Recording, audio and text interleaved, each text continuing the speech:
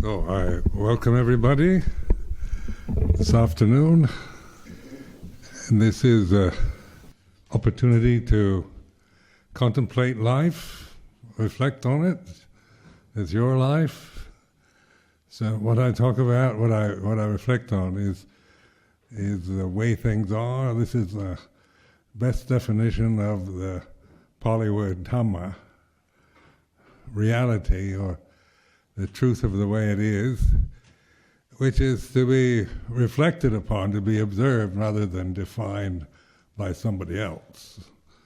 So this afternoon, see that this is an encouragement to observe, to be the observer, the knower, awakened, aware of feeling, of heat and cold, pleasure, pain, of pressure, physical pressure, emotional experiences, pleasurable, painful, exciting, boring, whatever. And this sense of knowing, of being aware, the awakened consciousness with awakened attention in the here and now. So it's very simple. In fact, it's ultimate simplicity. But we're not very simple, and we're very complicated creatures. At least I am.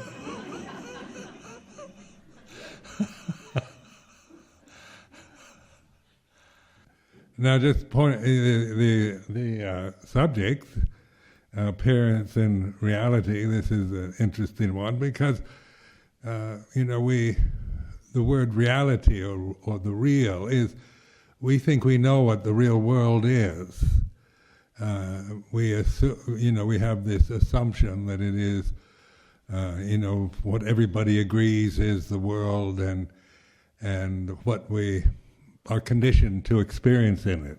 How we perceive it through our cultural conditioning, through our own attitudes and tendencies. But and then how things appear, and what is the difference between how things appear and the reality.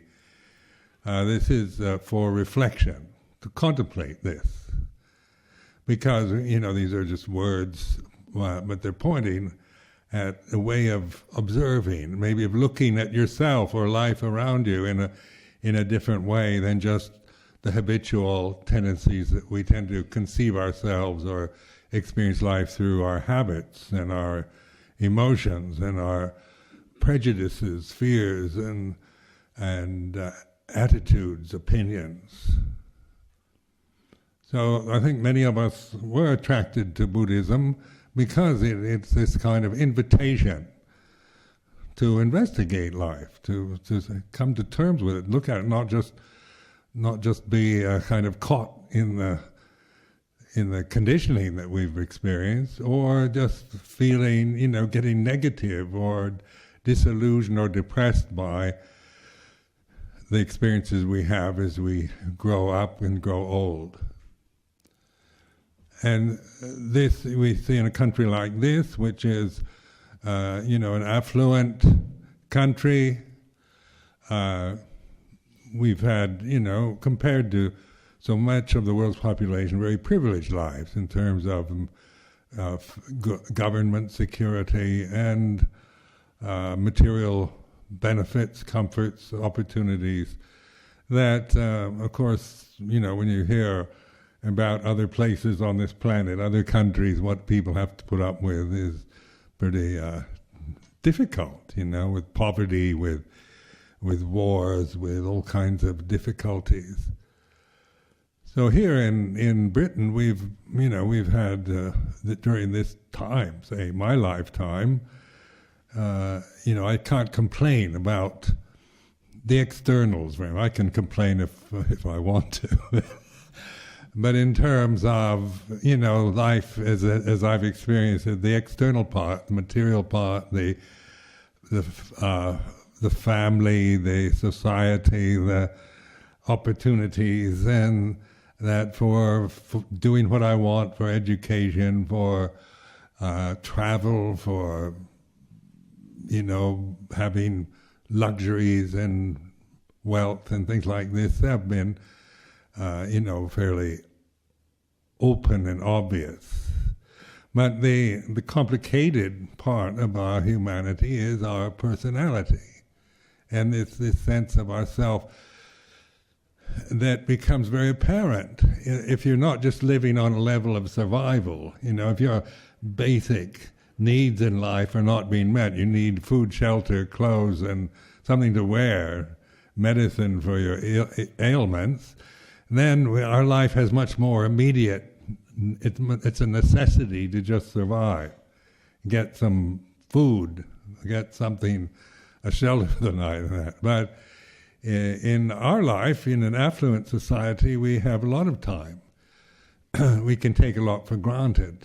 And we aren't just living on the edge of survival. Most of us have, with the national health system and the dole and the other things, opportunities for being taken care of when we lose our jobs or our health. But so many people at this very time, don't have such opportunities. And sometimes they're even sometimes more alert and aware than we tend to be, because they're actually living on the edge of survival. If you're living, in the edge of survival, it's the survival mechanisms that are operating, and you learn how to survive. But in affluent societies, such as here or in Europe or America, we can take a lot for granted, and we can become very complicated, neurotic people. And we can make endless problems about our lives, about each other, about the world we live in. And because we are conditioned to see the world from a distorted perceptions. Now this is just to get to the basic roots of it all. Now, say at this very moment when we're sitting here in this sala, we're all experiencing consciousness. Consciousness is the common factor that we all share at this very moment. Each one of us is a conscious being. And consciousness is natural. It's not culturally conditioned. It's not personal. It's not my consciousness and yours, or, if I start claiming it, it's my consciousness is different from yours.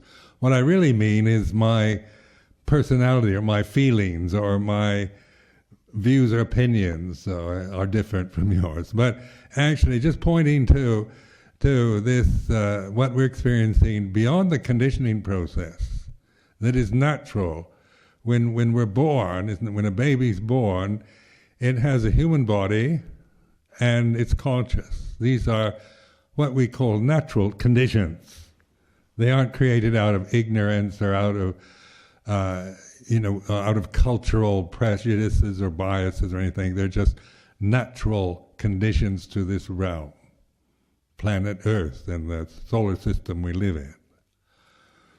So putting this in a context of non-self, it's not, we acquire this sense of our separateness and our personality and our identities after we're born. We're not born with an ego or a perception of being English or French, Thai or anything like that. That is inculcated in us after we're born. So we have a sense of ourself as a separate being, identified with our bodies, with the appearance of it, with the age of it, with the gender of it, with the color of it, and on like that. And then we have different ethnic backgrounds, different classes, races, and so forth, that are conditioned after we're born. Now, just pointing to the natural conditions that we don't create, that human beings don't create the body or the consciousness. It's like the trees or the the mountains or the seas or the things. These are just natural conditions. They're just emphasizing this, but we're experiencing consciousness which is from a particular form, the human form that we have, the body. So like I'm sitting here, and so I see you over there. It's like you're all separate. I'm here, you're there. And therefore we're separate persons, separate people. And then we can project, I can project onto you, all kinds of things, of attraction, aversion, prejudice, cultural attitudes, fears and desires and whatnot that I can create. But getting to the basic reality of this moment is the consciousness is the same.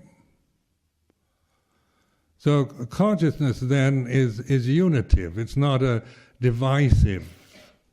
The body is divided, isn't it? My body's here, your body's there. So when we identify with the body as our world, as our reality, then we're always seeing the world from a very mortal condition, the human body we have, and we're always seeing it as separate. You're somebody else. And so you come and go in my life, but I have to always live with myself. So this is, throughout my life till the body dies, I have to, when I leave here, I have to go back to my kuti. And you go back to your homes, but I have to live with myself for the...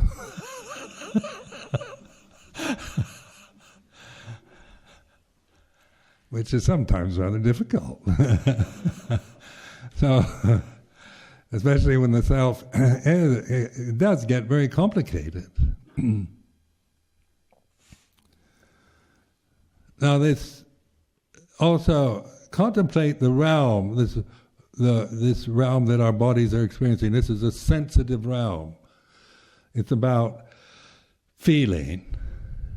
So we, the human bodies, all conditioned phenomena, is about feeling. Consciousness is it supports feeling through these various forms.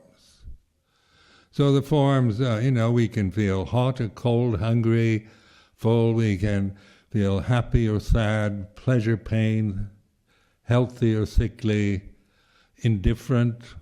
We can be high or low, or jealous or frightened or angry, greedy, whatever.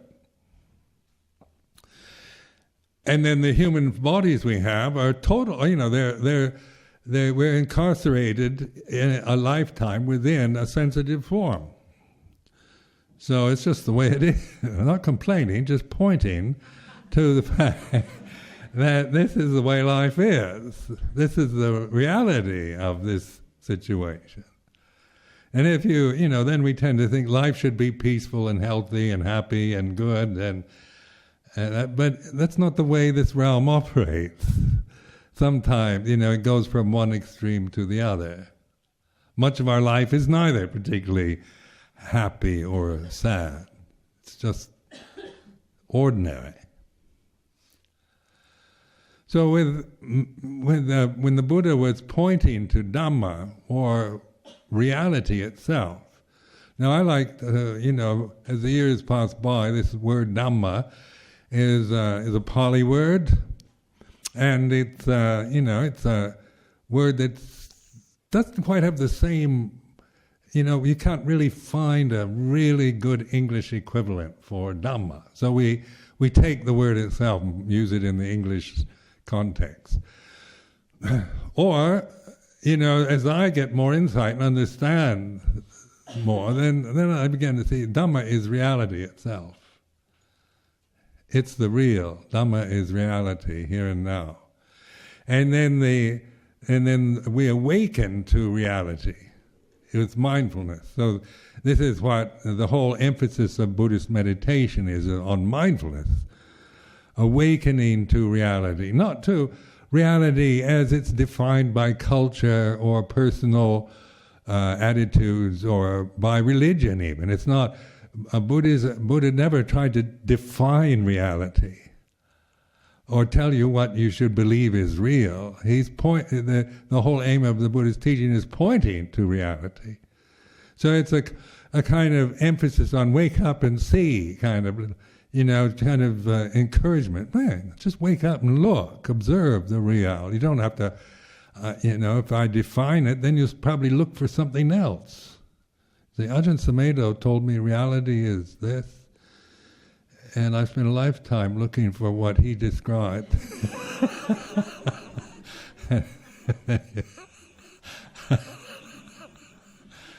So that doesn't work. So this is like the Buddha is these words in this tradition. It's a very skillful tradition, this Pali Theravada tradition, because it is an expedient means. It's taking language, the ability to think, taking words, and using them for pointing, for giving us a perspective on something, for not just telling us what we should be or how we should live or what we should do, but it's the emphasis on awakened attention to life, here and now, the deathless reality, ultimate reality. We put it in terms like ultimate reality, or the deathless. Now that deathless reality is beyond thought, isn't it? You can have the words, but try to conceive, try to imagine deathless reality. I can't. Mine goes blank every time. and then we say, there's a deathless reality. It's maybe a kind of vibration, energy, and then we start wanting to think of it in terms of energy or vibration, or maybe it's a god or a deity, creator force. When we get into complicating it all, So then these are ways that people try to contact it or awaken to it or recognize it, and religions give various ways of doing that. But this is this style is definitely the Theravada Pali tradition, which restrains itself from trying to tell you anything, but it's an encouragement to wake up and look, because this is your opportunity as a human individual to understand, to recognize the ultimate reality here and now. Now, the condition that we're experiencing, everything that we experience through the senses is called conditioned phenomena. It's phenomena. So it's through seeing or hearing, smelling, tasting, touching, thinking, emotions, everything that we experience in consciousness is phenomena or conditions. And these conditions are, some are beautiful, ugly, good, bad, right, wrong. They have all different kind of qualities, different aspects, complicated, simple, good, bad, heaven and hell. And this realm is about that. We're experiencing, pleasure and pain, heaven and hell, success and failure, praise and blame. And to the average person, the average individual, time is our reality. Time is reality. But the Buddha pointed to the timeless reality. So this is another thing that rather is worth investigating in yourself. Like your body's a time-bound condition. So you get born, you grow up, you get old and die. It's what the body is supposed to do, because it's a phenomenon, and because it was born, then it will die.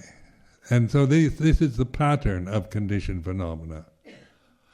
Then taking the word phenomena and then taking it to the noumena. The noumena is where phenomena arises and ceases, begins and ends. Now these are words, I think they're probably of Greek origin, noumena, phenomena. But they're interesting to use because they're ordinary enough in the English language. But noumena then isn't personal. It's not about my noumena and your noumena. But I mean, we can misuse language like that if we want, but it's not understanding, what these words actually mean. So the word phenomena or conditions, phenomena, the born, the created, the formed, all that begins and ends, arises and ceases. This is about time. So the world that we live in believes in time. Now this is the first day of August. I had to change my calendars. People give me the most beautiful calendars every New Year. And they're so beautiful, I have a hard time giving them away or getting rid of them, because they don't make just ordinary, sloppy, boring old calendars these days. People go out there. They make kind of works of art. So every beginning of the month, I have to go through my kuti changing the calendars around July to August. So that's what I was doing this morning. A busy life I have.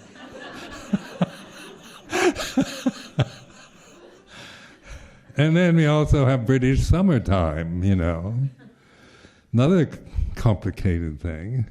And then, then we're living in, way far north, northern hemisphere, where the days are getting shorter and nights are longer. This is about time. This is kalika dhamma. This is the way things are. This is about phenomena, birth and death, arising and ceasing. And this whole realm that we're experiencing through the body is about birth and death, and feeling, and change. So contemplate that. This is just the way it is. It's nothing. It's not saying we're not making any criticism or judgment. It's just noticing. Now, if you really pay attention, you can really begin to see it. That there's nothing that you can, you experience through your senses, through your body, through the mind, that it has any permanency whatsoever. And then we live in this realm where we have very little control over it. How we, how much happiness and health and fairness and justice and rights and all this we have, because the conditions are dependent on other conditions. The alignment of the planets in the sky, the sun and the moon. Who knows what's out there in that vast universe that's affecting us at this moment? All kinds of possibilities in the infinite planetary system, stars, and maybe beings, energies, forces. Then just on the planetary level, the changing of the seasons, the day and night, and then the aging of the body. And so we have to deal with, I just had my 76th birthday, so I have to look at this body now as a 76-year-old body. And that's time, isn't it? The body's about time. And then we believe, if I believe I'm the body, then I'm a 76-year-old man.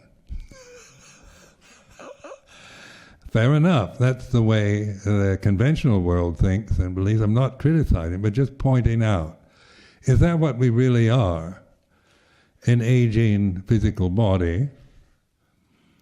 Or that which is aware of age, of the thinking, I'm 76, or I'm this body. So this is where the emphasis of the Buddha on mindfulness. Now this is really unique to Buddhism. This is what is unique to this particular religion, is the Buddha's emphasis on mindfulness. Because it's now, it's such an alien word in our society. To be mindful usually means to be mindful of something, like be mindful when you get off this stand, or be mindful when you cross the street, or things like this. So we recognize it as kind of being mindful of something, of danger, or of some condition around. But when the Buddha is using the word mindfulness, or sati sampajanya, the Pali word for it, it's not just being aware of something, an object, but it's open state of attention. Mindfulness then allows us to recognize reality, to realize, to be the noumena itself. Rather than this person, this physical body, these emotions, these thoughts, opinions, fears, habits, that we tend to always define ourselves, judge ourselves according to the conditions we're experiencing. Now, when you think of yourself as a person, well, it's usually through identity with your physical body, isn't it? And then you identify with your feelings and your memories. And as you define yourself through my memories, my life, my body, my thoughts, they're all different than somebody else's. With all the people in this room, we're all conscious, but each one has their own particular perception at this moment. What you're thinking or feeling at this moment isn't going to be exactly what I'm thinking or feeling at this moment. So when we are habituated, identified with changing conditions, then we always feel some dis-ease, or something's missing in our lives, there's a lack of something. And so we think if we just had more money, or met the right person, or could get rid of the illness, or not grow old, or live in a perfect society where everything is perfect. But then we think that we have to find something or get something we don't have, rather than awaken. So the simple act of mindfulness, it's an immanent kind of attentiveness in the present that includes everything at this moment. Whatever it is, physical, emotional, thoughts, memories, pleasant, painful, whatever. It's not mindfulness and wisdom, they combine. Mindfulness with wisdom means then when we're mindful and we begin to recognize the value of mindfulness and cultivate it, then our discerning abilities improve. Wisdom is being able to discern the real from the unreal. Discernment it's not saying the real's better than the unreal. It's just able to see this is reality, this is the appearance. And so, practicing like this for many years now, I put it to the test. This is over 40 years as a Buddhist monk. So, how I practice then is discerning the real, knowing the real is the real and the unreal, not to, unreal isn't a denying of anything, but it's a way of looking at the body, at the emotions or the feelings or the thoughts or the memories or the sense of myself as a separate personality.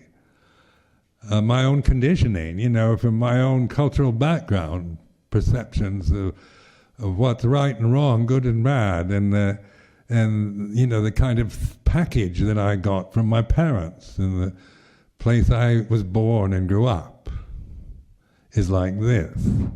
So this is like this mindfulness then brings us to, is the gate to this noumenon, this pure awareness, deathless, conscious point, here and now. And it's beyond thought, if you're trying to figure it out. And so thinking is a time-bound condition. You can't trust thinking, really. It can maybe, if you use it rightly, thinking can be a tool to use. But as an end in itself, you'll get yourself your brain in a twist if you try to figure Buddhism out.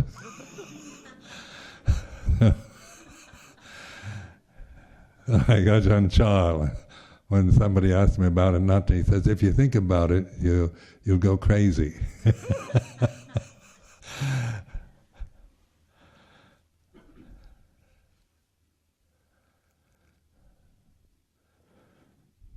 Now this is, when say the ego, the sense of myself as a person, as a physical being, as this monk, and then that is what we call conventional reality.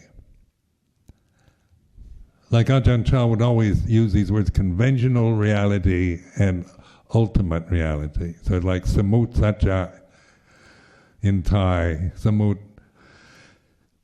well it's Pali words, but they use them in Thai. Samut means conventional reality. It's okay, we can think tomorrow and then day after tomorrow and yesterday, and I've got to meet this person or go to the doctor and things like this. It's conventional reality. It doesn't mean that we give up. We just become a kind of zombie living in a state of ultimate reality where we don't feel or notice anything.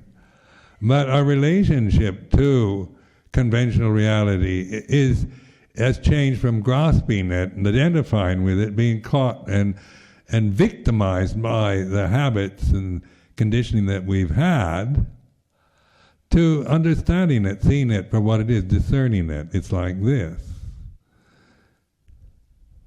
So discernment is the knowing, is a direct, conscious knowing of reality and the phenomena that arises and ceases.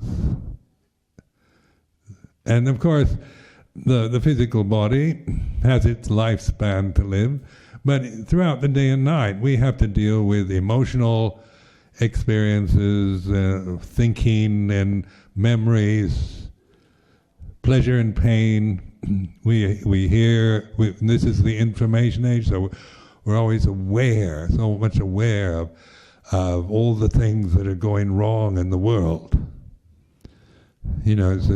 People talk about their stressful lives, but you listen to the news or read the newspapers or what very much, and you're going to feel stressed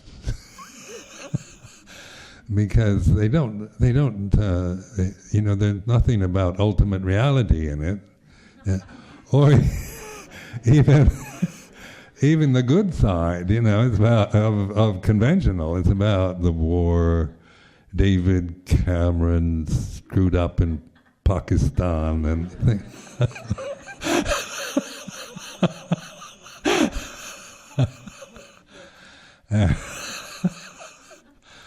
and like this, and then the terrible floods and that they're having in China, or you hear at one time, 100 years ago, China was having floods and nobody'd know about it, but the Chinese living there. But now we know what goes on in Kyrgyzstan and Darfur. Who ever heard of Darfur? Places like this, because now, you know, the media present us with all the catastrophes, the corruption, the scandals, the problems, the wars that are existing at this time on planet Earth. And so then we hear all the news from gossip from the neighbors and on and on like that. We have our own personal problems in life, our relationships to family and workplace and so forth. So this is the realm of conditioned phenomena. It's like this. It's a complicated, ongoing irritation that we have to bear with. and then it's just the way it is. And we would, you know, so it's this awakened awareness of it that changes our relationship to this realm, the sense realm, the feeling realm. It's not a denial or a rejection, but changing from being blindly grasping, helplessly caught into these changing conditions, not knowing what's happening or what to do about it, just a kind of helpless victim of circumstances, to being aware of change as we have to experience individually through our human forms. Now I find, you know, I can bear that, you know, whatever I have to bear with in my life. If I see it in a personal way, then I think I can't stand it. My early years of training as a monk in Thailand, you know, it was the mind would, you know, you're trying to adapt to tropical weather and different lifestyle and everything. So you think sometimes your mind says, I can't stand it. I can't stand it. It's too much. And then so my emotions would start believing, I can't stand it. But then I start noticing that I actually can stand it. And I'm standing it. At the very moment my mind says I can't stand it. And that is quite an insight. So this is how you begin to observe yourself. Notice this is not critical. I'm not criticizing, like saying I should be able to stand it, but I can't. Then the ego forms around. I should be better than what I am right now. But it's not about trying to make yourself better as a person, but seeing the nature of phenomena. And that which is aware of phenomena is the noumena. It's not. You know. It has. Once you begin to recognize it or discern, then you find your refuge in this awareness. It's the still point. It's what they call a gupa, unshakable still point that we begin to recognize while these changing conditions operate according to the way they are. Now this is quite wonderful, isn't it? And to me, when I started out with Buddha's teaching, it was all up in the head at first, and so I doubted it and wasn't quite sure about it, and but it did, and something in me did relate to it as something worthy, at least to try to understand.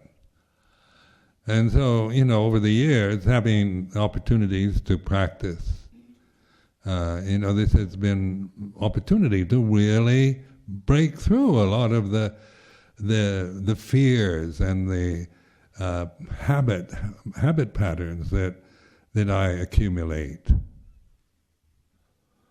and to see, to discern, to have a confidence in discerning reality. It's not based on supposition or on the ego. If it's the ego thinking about, do I really understand reality, then I go into immediate doubt. The ego is based on thinking. When you contemplate yourself as a separate person, it's always through your thinking. I'm this person here, you're that person there. I'm a man, you're a woman. I'm this and you're that. And it goes on into the thinking, that thinking is divisive. Thinking is a useful condition, but it's very limited, because it is a critical function of the mind. We think this is bigger and this is smaller, this is better and that's worse, this is heaven, this is hell, this is right and this is wrong. So the thinking process, we're all educated to think. Modern education is about thinking, about reason, being reasonable, logical, analytical, scientific, sensible. But also to put thinking in its proper place, it's for criticizing, for comparing one thing with another. And of course conditions are different, so some are going to be bigger than others, smaller and better or worse, or right and wrong, good or bad. Fair enough, we're not trying to say all conditions are exactly the same, they're all, because that's the lie. They're not the same. Conditions are all that is different. Conditioned phenomena is about difference, about change. And then that which is aware.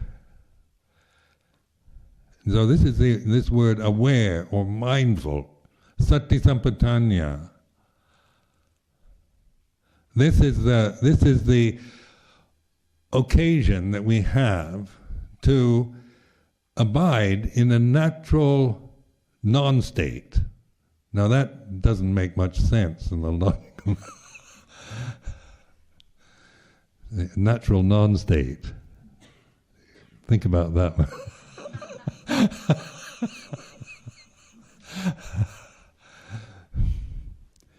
But the natural non-state, then I put that as the unborn, uncreated, unformed, unconditioned, the deathless, the noumena. And it's through consciousness that we recognize, that we discern. It's because of consciousness that discernment is possible. And the human condition itself. Now the human species is one that can reflect in this way. And this is what the Buddha did, was he reflected on the way things are. Now the animal kingdom, say just the mammalian kingdom that we live with, the dogs and cats that we love or hate, whatever, the rats and the birds and whatnot. The birds aren't mammals though. I do have some scientific knowledge.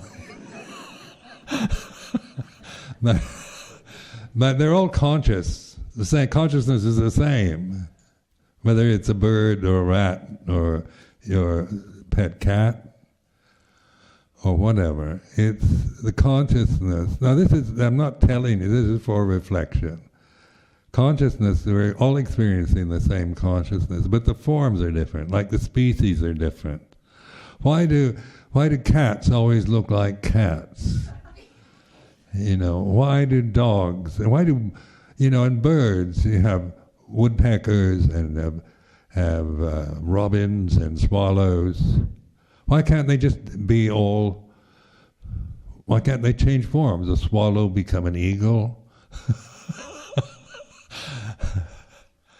And in fantasy and fairy tales they can, but in terms of the reality of that we're observing, things, there's so many different phenomenal forms or species. Now, what is special about the human one then? Because we aren't that much different, are we, from chimpanzees or gorillas, monkeys. I mean, we have, maybe some people would find this very offensive, but but actually, with the mammalian kingdom, dogs and cats. Why do the English love dogs so much?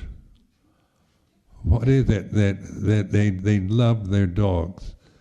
Because dogs have similar emotions to humans, don't they? They can be very affectionate or very angry, and you can hurt their feelings. If you talk bad to them, they look hurt. I experimented. I had a dog once where I'd say the most awful things in a sweet melodic voice, and the dog picked up on the melodic voice, not on the words. That's sensitivity, isn't it? Then they're happy when they, and they eat, and sleep, procreate the species. Similar, it's not that much different from us. But a dog, at least the dogs I've known, they aren't very self-reflective. And so now humans, sometimes all humans seem to lack, sometimes aren't very self-reflective either, but this is the point of the Buddha's teaching, is to awaken, to be able to use this gift that we have as a human in this human form. And so it's a gift. Or in Thailand, for example, they're always telling me what a precious thing it is to be born as a human being. And I was much more cynical in those days when I first went to live in Thailand. I think, I don't see, I think it's a curse being human. You have the memory, you have so sensitive, and your feelings get, people just look at you cross-eyed and you feel something. You look at a dog cross-eyed, it doesn't feel anything. It doesn't seem to. So, but then, in the Buddhist world, they're pointing to this is what Buddha really means, this word, meaning it can be a human individual awakened to reality. It's not a kind of God living out in space or anything like that. So you can have Buddha images, you can make Buddha rupas, look kind of in their iconic forms, human style. Because this is what we're all capable of, not to become a Buddha, and some kind of personal wish to become a Buddha, but to be this awareness, awakened in the present moment to Dhamma. Buddha is aware of Dhamma, knows reality. So in this tradition, when we have this tradition of taking the three refuges in Buddha Dhamma Sangha. So you say Buddhaṃ Saranam Gacchāmi, Dhammāṃ Saranam Gacchāmi, Sanghaṃ Saranam Gacchāmi. This is what it's all about. It's taking refuge in awareness, in reality, in virtue, so that our lives as human beings, we're taking responsibility for living in a virtuous way, for doing, our actions. As human individuals, we can use our bodies to harm or divide or kill others, or we can use our physical forms the remainder of our lives for goodness, for compassion, caring, helping, supporting, doing good in the world, practicing. Supatipanno, they say, one who practices the Dhamma, who lives by the Dhamma. So these refuges then, contemplate these refuges are, a refuge is a safe place. You seek a refuge for safety, isn't it? Because there's danger, and we all want a refuge to get out of the danger. So then this, to me, over the years, just this simple chant that we do, so ordinary, part of, like those of you who come from Buddhist backgrounds, from Thailand, Sri Lanka, Cambodia, whatever, this is part of your culture. It can be just Bhutang Saranam Gacchami, just without really knowing the profundity of that. But a meditator, when you start practicing and investigating Dhamma, then you see that Bhutang Saranam Gacchami is just like a beautiful thing to think. Remind yourself to be mindful, because we forget. The world impinges on us, our karma ripens, things happen, and then we react. We get carried away maybe with anger or jealousy or fear, desires. But then, then this Bhutang Saranam Gacchami is a reminder, starting right here and now, to remind here and now the timeless reality, the perfect noumena, consciousness. And this is what we call bhavana, or cultivating this way. Now this is like in Vipassana meditation. There's a lot of interest in, now in this word Vipassana, which is a Pali word, which means insight into Dhamma. So it's having insight knowledge having direct knowledge of reality, and then cultivating that, because we live in a society that is deluded. So we operate. We have to live within the conditions of this society we're in. And of course it triggers off our various tendencies, our fears and desires and jealousies and emotion, anger and resentment and so forth. That's just the way things are. But our relationship now has changed from, from trying to stop or change or control, toward trusting in Bhutang Saranam Gacchami, in awareness here and now.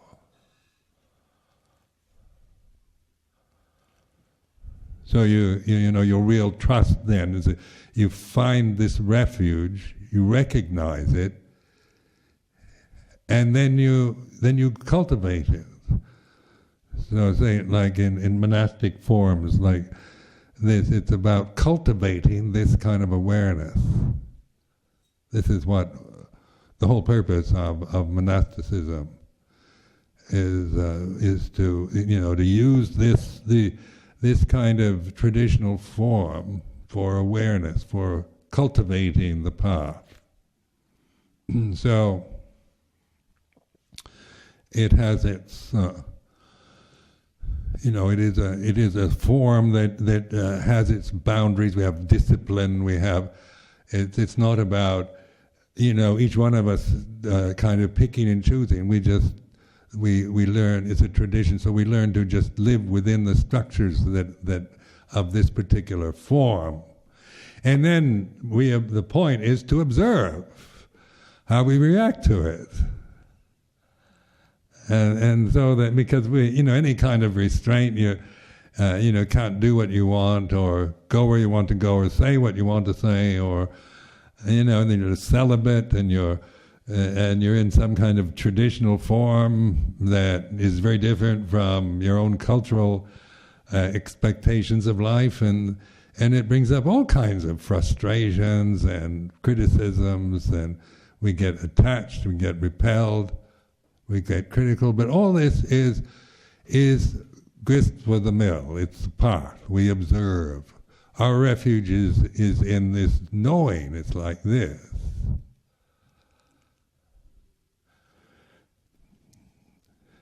So then it's cultivating the path. At first you have to know the path to cultivate it. It's not an airy-fairy path. It's not like some kind of abstract thing that's dependent on conditions, on any other condition. It's just a matter of recognizing it. This is the path. This is the real. The appearance is like this. The appearance of this moment is like this. So it includes everything. I'm not saying that, whether it's right or wrong, good or bad, but it's like this. The appearance, the feeling is like this. The phenomenon is this.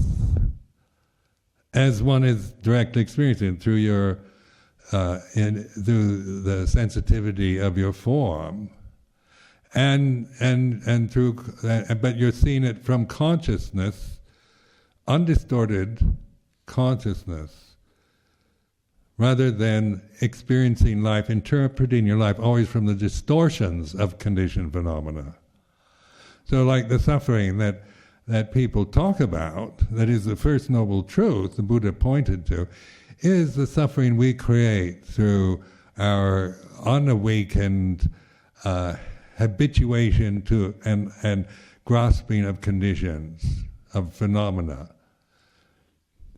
So we interpret experience always through a distortion of something, like the ego, the sense of me, Ajahn Sumedho, and as the sense of myself as a separate person. If I interpret life always from this perception, I'm distorting reality.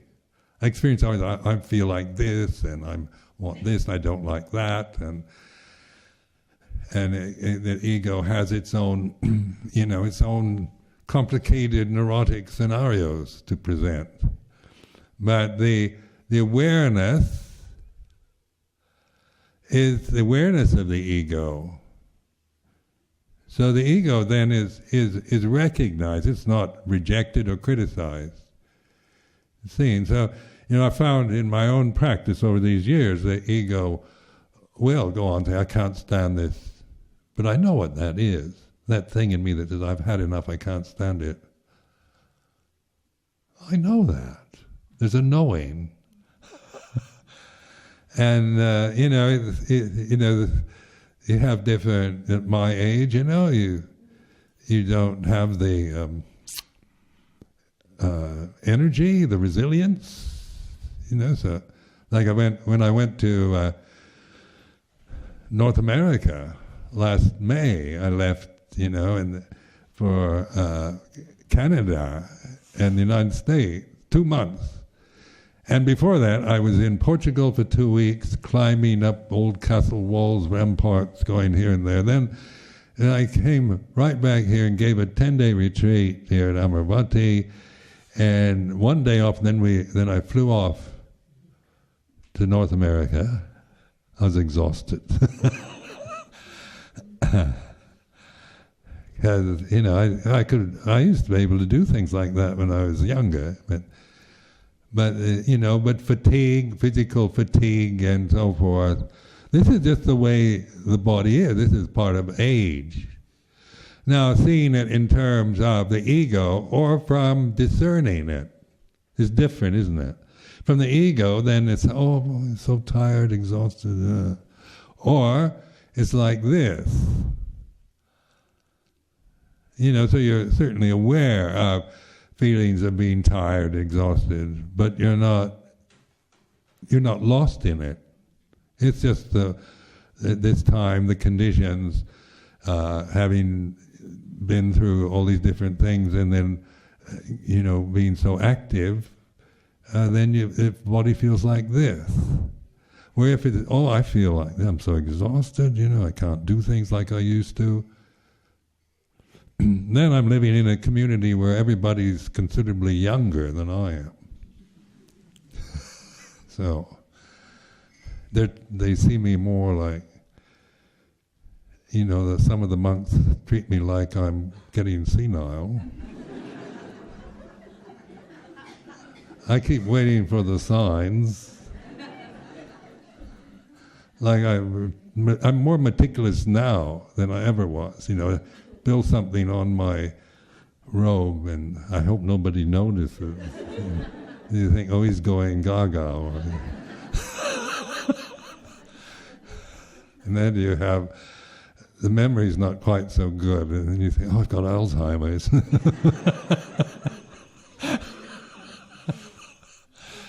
That's the ego, isn't it? The ego does that. Worrying about what people, well, they're all thinking I'm getting too old, or I'm getting dementia, senility, and of course this is, we create these words and identify with these concepts or fear them. But there's also, at the same time, a knowing of this. No longer giving it, experiencing life through these perceptions.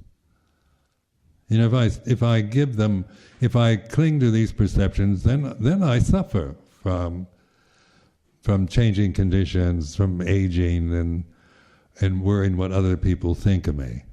But or what I think they think of me. And then if I see it in this way of discerning, there's no suffering in it.